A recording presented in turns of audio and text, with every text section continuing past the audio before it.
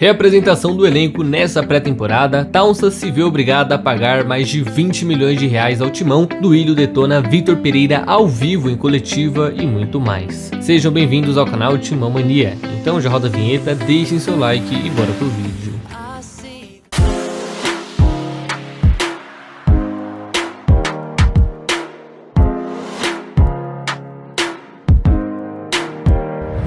Fala aí, fiel, tudo certo com vocês? Bom, então o esperado dia chegou, hein? Depois de um mês longe, um mês de férias, o Corinthians finalmente retornou ao CT Joaquim Grava para o seu primeiro dia de pré-temporada.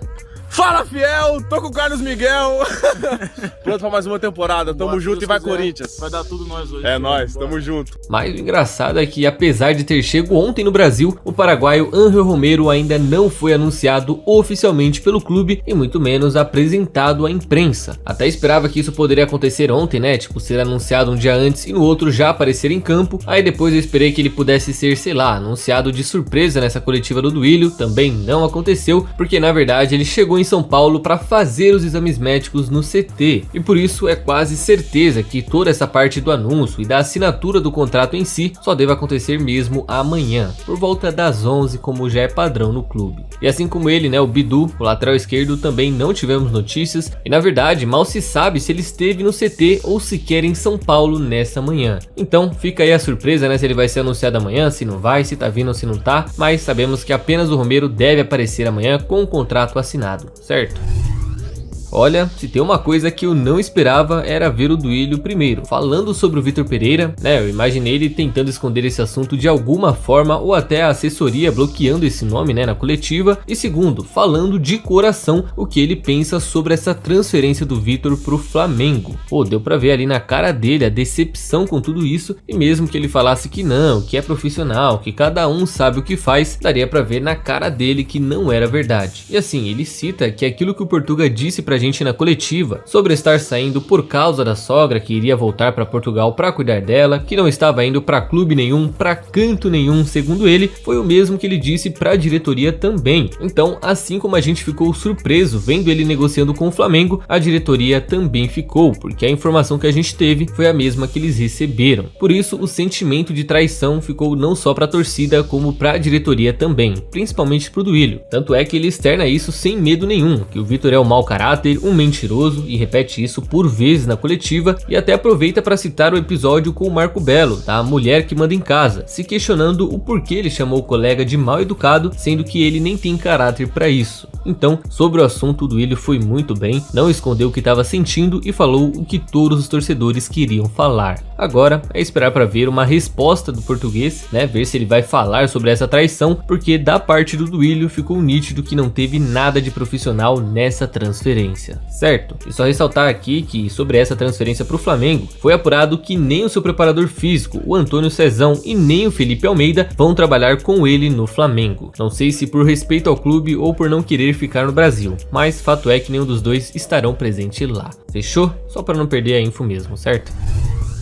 Bom, outro assunto interessante nessa coletiva do presidente foi em relação aos reforços, ao modo como a diretoria vai lidar com contratações e a manutenção do elenco para 2023. A princípio, a pergunta foi só em relação aos três que já estão aqui, o Maicon, o Balbuena e o Yuri. E na resposta, ele diz que se o Corinthians contratasse os três, é eles quem seriam os reforços tão falados para o ano que vem. Ou seja, quem estava esperando contratações de fora, novos nomes em si, talvez até possa ficar decepcionado um pouquinho, mas essa é a realidade. Só que depois ele até fala, né, que também vão estudar outros reforços para posições necessitadas e que vão focar em trazer jogadores de qualidade e não por quantidade, né? Muito diferente, aliás, do que era na gestão do Andrés quando ele era o cara do departamento de futebol. Então, podemos esperar sim grandes nomes que vão chegar para resolver. E detalhe, né, tudo isso passando pelo crivo do Lázaro. O que ele pedir, aprovar ou negar será levado em conta pelo presidente, que não tem a intenção de trazer qualquer jogador só por uma mera recomendação de um empresário ou de um conselheiro. Por fim, ele fala aí sobre a questão financeira, dizendo que o Corinthians mudou muito seu pensamento de 2 anos para cá, dizendo que antes eles pensavam que o maior título dessa gestão seria pagar as dívidas, mas que hoje o clube já pensa em trazer reforços de peso para reforçar o elenco, ganhar títulos, trazer a torcida mais para perto e valorizar o nome do clube para os patrocinadores. Enfim, o pensamento agora é fazer investimento para dobrar a renda e assim ter mais fôlego para pagar as dívidas nos próximos anos. E ele até cita também que o Corinthians não vai gastar mais do que arrecada e por isso é bem provável que a gente termine essa gestão com a dívida praticamente do mesmo jeito, estabilizada. A diferença é que a arrecadação também vai ter aumentado e o elenco vai estar 1000 vezes melhor daquilo que a gente viu em 2021.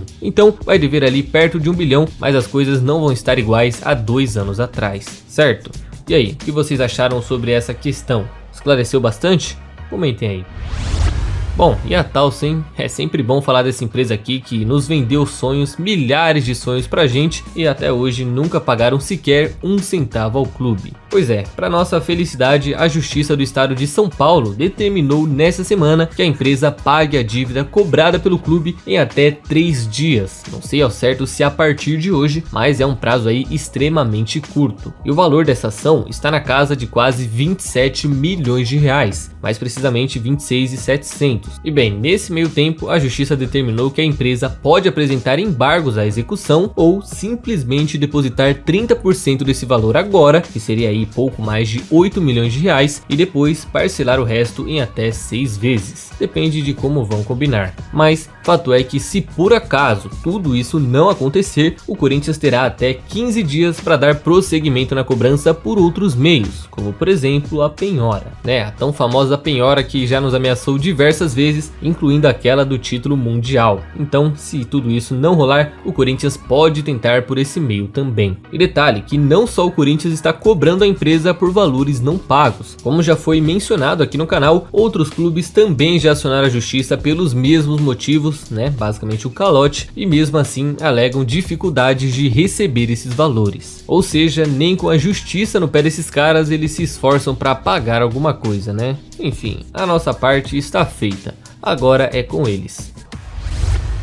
E depois de ter aquela esperança de ver um tal de Tite voltar a comandar o Corinthians em breve por causa dessa declaração do Sheik, alguns jornalistas ficaram curiosos com a possibilidade e perguntaram pro Duílio se ela realmente existe ou se não tem nada de Tite pro ano que vem. E até que ele foi bem realista na resposta. O presidente cita que gostaria e muito de voltar a trabalhar com Adenor, mas ele cita a fala do Tite sobre não trabalhar no Brasil no ano que vem como motivo para ele não vir. É um nome que realmente interessa, mas é o Lázaro quem vai tocar o trabalho. Agora, pós-coletiva, ali quando já tá todo mundo na resenha, não tem mais aquele compromisso, até entraram nesse assunto de novo, se realmente não tinha alguma chance nem que fosse pequena, e a resposta foi que o Corinthians até tentou o Tite antes da Copa do Mundo, para não ter essa interferência direta dos resultados, mas o que ele ouviu é que o Tite esperaria mais algum tempo para voltar a trabalhar, ou seja, não negou diretamente, mas deu aquela famosa resposta do vou ver e te aviso,